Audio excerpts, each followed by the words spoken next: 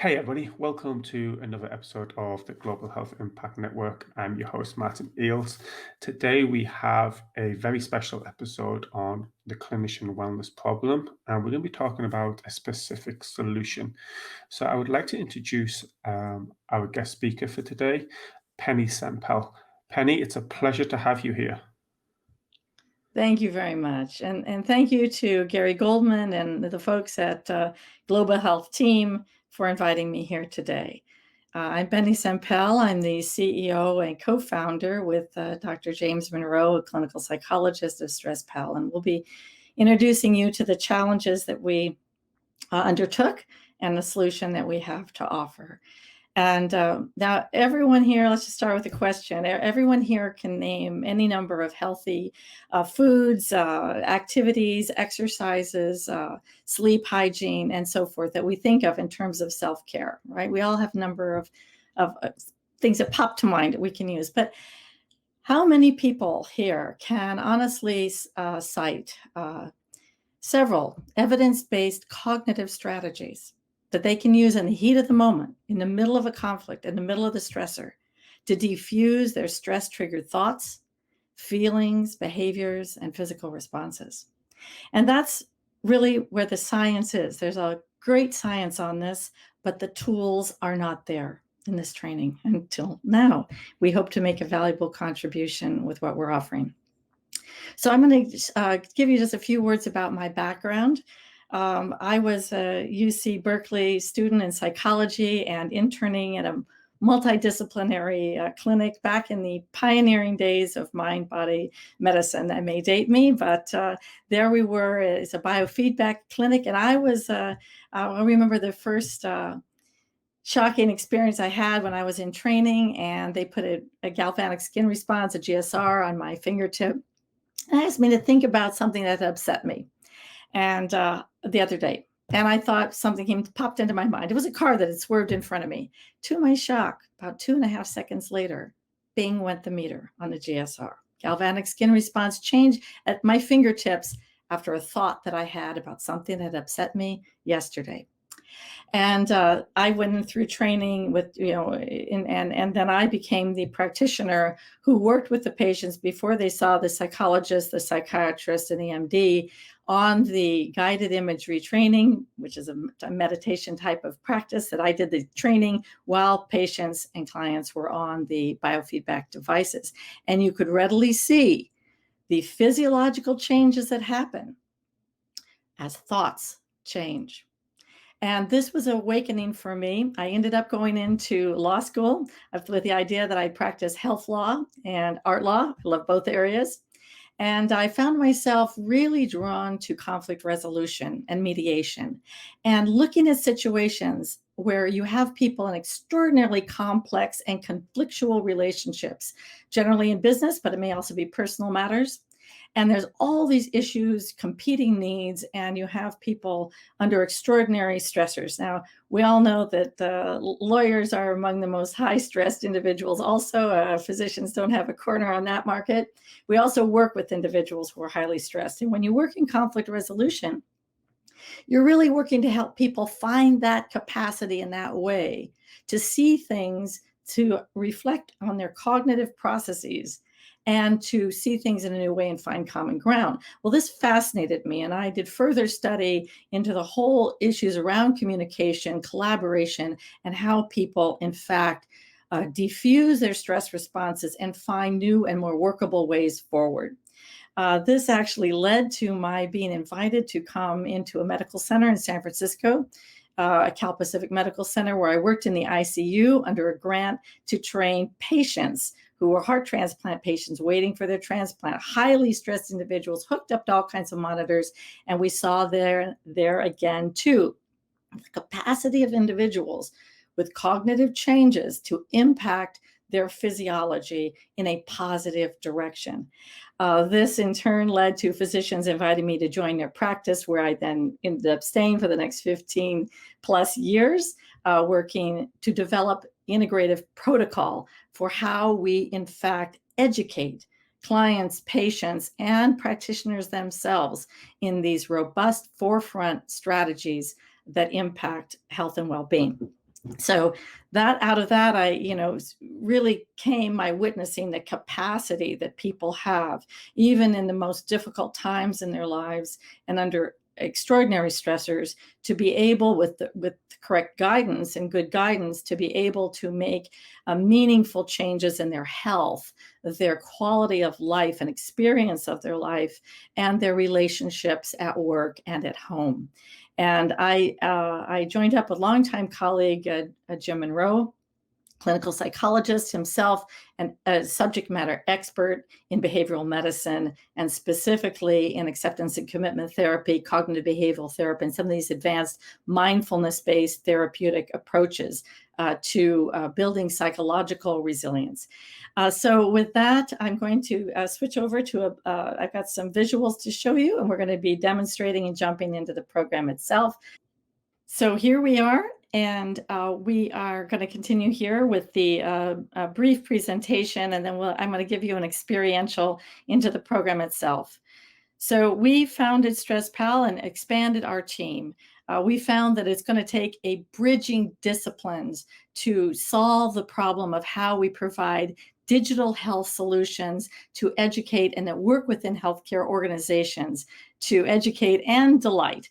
And our team is an expanded team of physicians and nursing, health IT experts, and the creative team.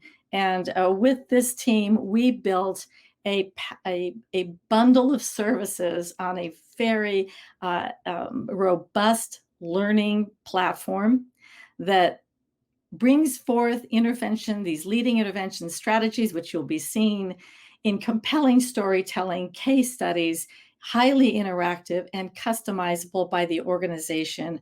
Our vision here is to really help bring innovative training to build healthcare communities' flexibility and resilience.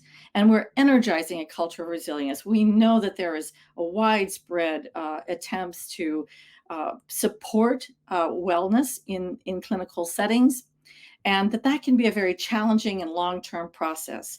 This is obviously a high-stake dilemma. There's no single one problem here. It's a complex of problems. Healthcare is, as we all know, inherently complex and unpredictable, and those drawn to medicine are above average in resilience when they arrive. But what's not so well understood and is often just kind of ignored is that persistent stress response wears down resilience, even above average levels of resilience. And with the complex pressures and adversity that there is in healthcare, this is a significant problem driving the burnout. So you've got the system-wide drivers and other factors that are contributing to burnout. Now, we all know as well that we've got the ramifications and the fallout of burnout in fatigue and distress and poor safety standards and errors. So there's a variety of serious problems that result from this, and very costly. Attrition is costly, malpractice suits are costly, and disability related to accidents and injuries is costly. So you have this severe problem on the clinician side. You also have a huge body of patients. 75% of all doctor visits are for patients with stress-related chronic illnesses. But there's been a lack of medical grade tools to really help. The research is there. There's been 20, 30 years really looking at this complex phenomenon called psychological flexibility and resilience. There's research in other areas that are looking at the impact of these stressors on the workforce. And the projections are very dynamic. If we're looking at without burnout interventions, it's prediction of around 15 million shortage of workers by 2030, which is just around the corner. So the importance of really finding ways to energize building cultures of resilience becomes very important. And it is a shared responsibility. We've got to talk about, well, so where do we start? Well, we start with individuals, because everything about the organization comes from individuals. We have the system design approaches to change that. There's success stories there. That's not the subject for today. It's an important area, and there's leaders in this area. Those system design approaches are going to improve through collaborations between leadership and clinicians. There's going to be support that's done for healthcare providers, whether that's respite rooms, protected time, time off, and there's the important piece of self-care professional development. And when you help people improve their own personal, when they have the capacity and they learn the strategies to really protect and maintain their resilience under these very difficult situations, you now start to have the capacity for really jumpstarting your collaboration across these different interventions that your organization may use. So this is just a simple recap. In the firestorm of healthcare, there's a strong ethical, legal, regulatory, and business case for building these cultures of resilience and seeing improvements in these core areas. Now let's take a moment to look at stress-triggered responses, because people often think of the fight, flight, and freeze. Well, that's the first. That's the survival response. That's what happens quickly, and we're really hardwired for that to be over quickly. So the bear jumps out of the trees, and we get all this adrenaline, and we flee, or we fight, or we freeze and hide, whatever that strategy is that we may tend to do. And then the crisis is over. We're dead, or we're back at the campfire, right? But in modern day times, we have these persistent stressors. And there's a 30, 40 years now of research that looks at the impact of the stress-triggered response, our own response. The domains are thoughts and feelings, behaviors, also actions, we might think of them, and physical responses. And we have our own unique patterns of responses, and these tend to become fairly patterned and rigid over time. And we often lack awareness of our own stress-triggered responses. Things in thoughts and feelings, here's some examples that you see here. And in behaviors, these are again, it's a short list of the kinds of responses that we tend to develop over time, even with moderate levels of stressors. And that's what we're tackling. So with psychological flexibility and resilience, these are very well-studied, complex phenomenon in the brain. And we know that they are foundational to our cognitive, behavioral, and physical health. People with improved higher levels of psychological flexibility and resilience demonstrate some of these benefits that we see here: vitality, empathy, and self-compassion, problem solving, working memory. And the list goes on here, as you can see, how these are all so relevant to our relationship with ourselves and with others, at work and at home.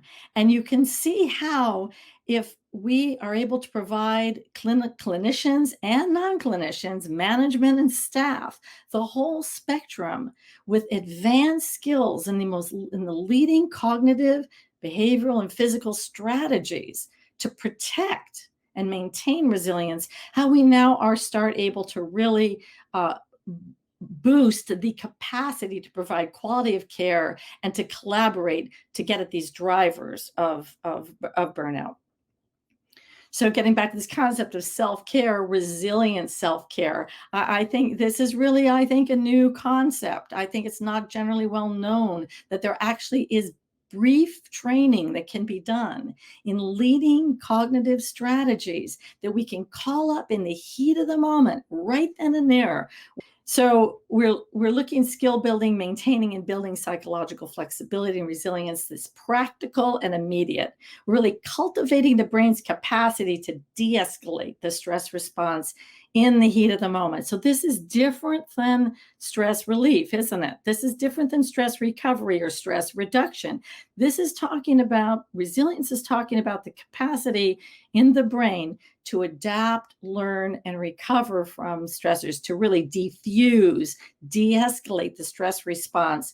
And importantly, in the leading modalities, and that's what we've integrated in the StressPal program, that you are changing your behaviors and the choices you make in response to stressors aligned with your value directions.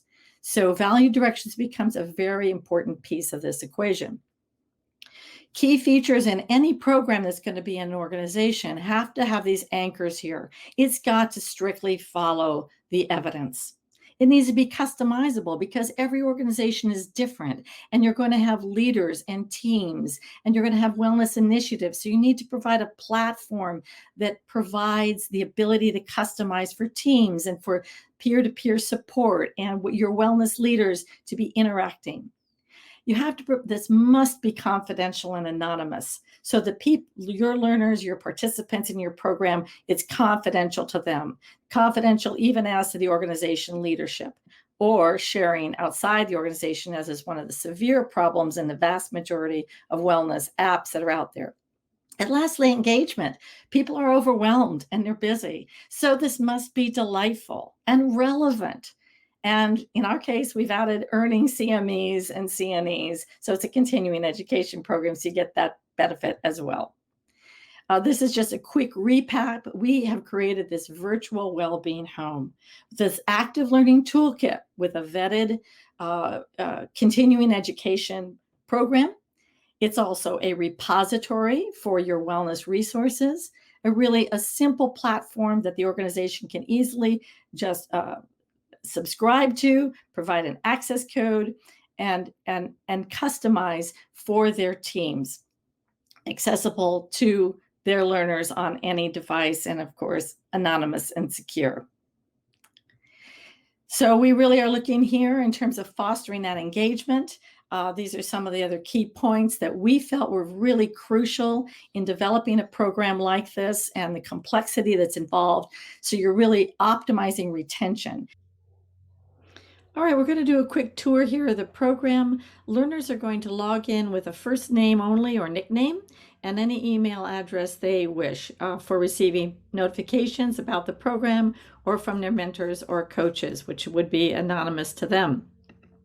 So on login, they begin and they see a very concise program in bite-sized learning modules. They're about 3 to 7 minutes over a period over 5 levels. Let's just take a peek right in here. You're going to be seeing, they will be viewing a really video-rich program here that provides the instruction and interactive features.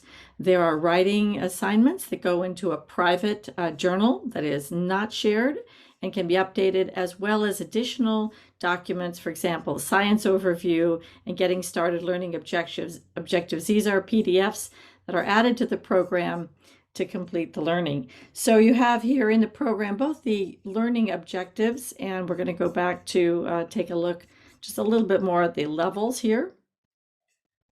Stress-triggered thoughts and feelings. You're going to have a case study that embeds the interactive features and personalized for life practice that's immediately applicable in daily life. There may be pop quizzes, as well as concluding with a mindfulness exercise used in clinical practice. So we can take a look here at this one, for example. These are beautifully shot in multiple locations, really around the world, and set to mindfulness practices that are used in clinical practice. Learners will also be making commitments to strategies that they will be trying, as well as observing behaviors in themselves. So there's this ability to really self-reflect on stress-triggered behaviors and make commitments to next steps. Let's take a look here at the questionnaires.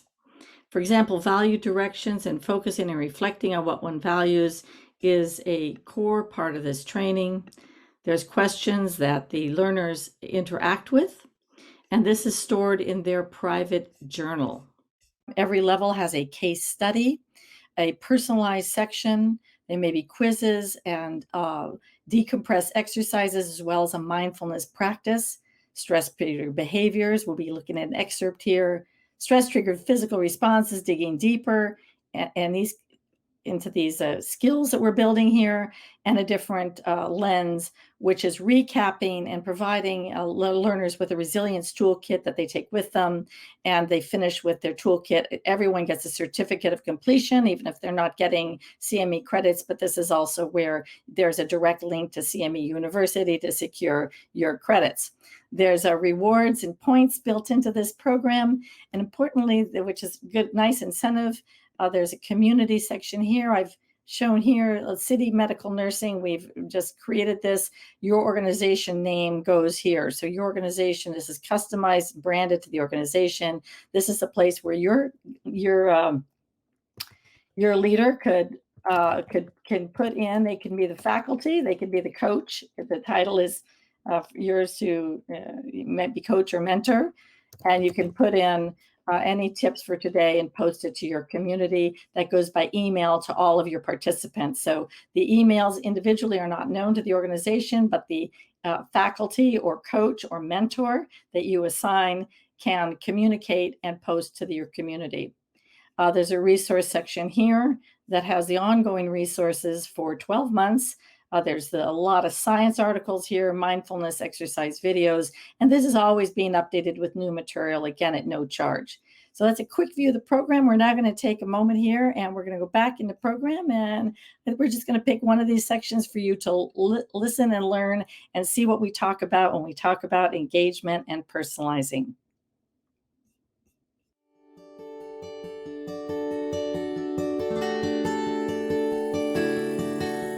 Communication, teamwork, problem solving, and compassion all benefit from psychological flexibility. In this program, you're encouraged to take frequent moments in your day, even just a few seconds, to reflect on the strategies you're learning here. In doing so, you are cultivating flexibility and resilience.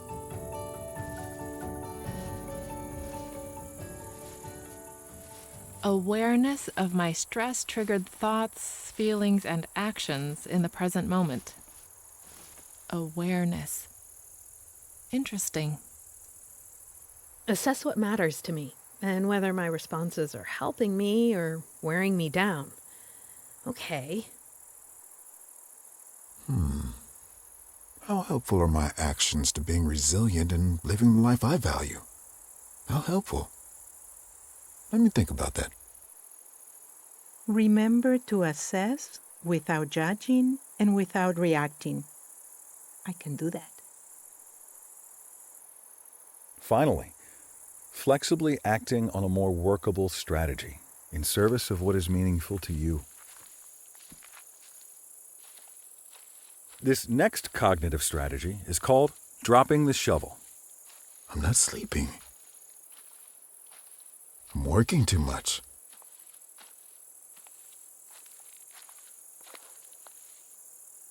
I can't take it anymore. What if I get sick? Who'll take care of Mom? I can't take it anymore.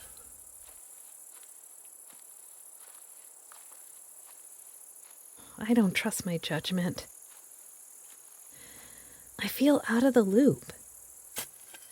I'm against a wall here. I don't trust my judgment. Okay, hold on. I'm doing the best I can. Yeah, I'm doing the best I can. Yeah, that's something to think about.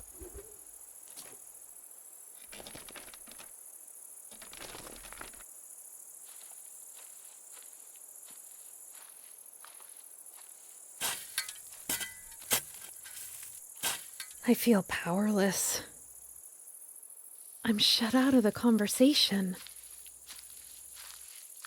Hey, Lori, it looks like you're kind of digging yourself into a hole there.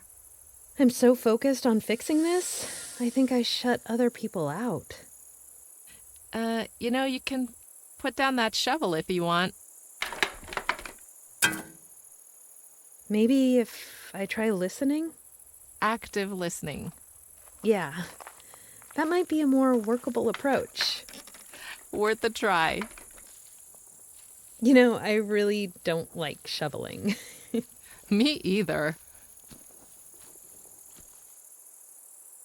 Let's take a few moments now to review the 3 mindfulness reflections model applied to your thoughts and feelings, and now also to your stress-triggered actions and behaviors. The first reflection is awareness. In the last level, you learned about becoming more aware of your stressors and your stress-triggered thoughts and feelings. You had life practice exercises to repeat before returning to this session. Now, you're learning how to add another level of mindful awareness. Without reacting, without judging yourself, notice your own behaviors when feeling stressed. Take a moment to consider these examples of stress-triggered behaviors.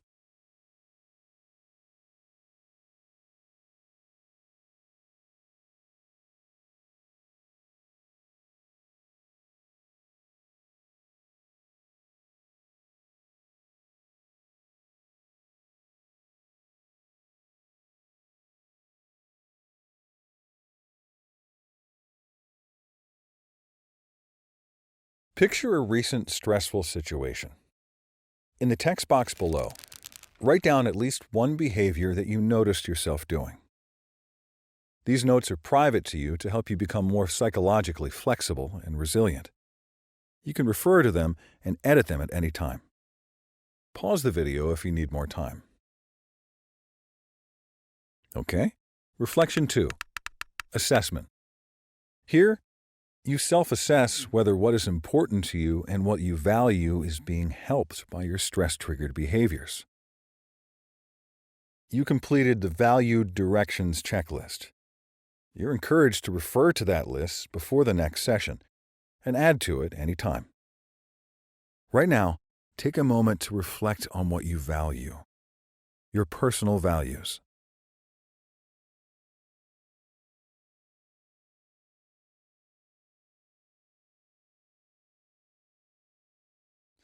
Make a note in the text box below.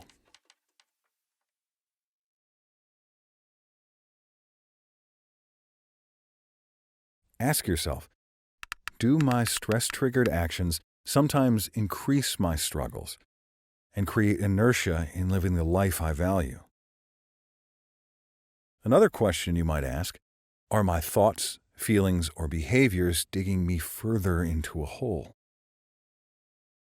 Over the next several days, take frequent brief moments to picture the dropping the shovel metaphor. What is getting you further in the hole? Imagine dropping the shovel and noticing there's a more workable strategy you can choose to apply. This is reflection 3. Act. Being open to change the lens and try a different strategy. Your final step is to select at least 2 or more strategies that you can commit to try in the next several days. Go to the strategies checklist now.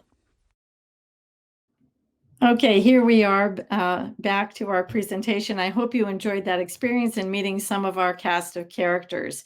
In our program, we've built this to scale, whether you're going to train 100 or train 1,000 or more. This is a subscription-based, discounted bundles, very affordable model that you can really bring in for your organization and for the entire team, clinicians, non-clinicians, management, and staff. We would be happy to consult with you and to talk with you about how that might be possible. We encourage you to just jot down our contact information, training@stresspal.com, or you can reach me directly at Pennie, Pennie, @stresspal.com. So we'd be happy to hear from you and talk with you about your needs and how we might be able to support you really energizing your wellness initiatives and having a virtual home where where your wellness initiatives can be and where you can communicate readily with your teams to build that. So thank you very much for today, for this opportunity. I hope to hear from you and to be able to help you. And I don't think I fully mentioned our offer here. So the offer is for the Global Health members on a first come, first serve basis for the first 50 people who write to us using GHIN in the subject line, that we will provide you with the full CME program, full fee waiver. All we ask is that you do complete it and submit your claim for your CME credits. Those are available for physicians, nurses, psychologists, and the health team interprofessional team credits. So thank you very much today. And I look forward to an opportunity to collaborate. This is an enormous problem we're facing, and we need to stick together as a team and to collaborate and bring these advanced skills to individuals and teams in healthcare. Thank you very much. Thank you so much, Pennie. We really appreciate that. And I will also put the contact information for Pennie down below in the video if you're watching this on YouTube. So you'll be able to reach her as well. Again, thank you so much, and I look forward to seeing you next time. Stay safe. Thank you. Bye-bye.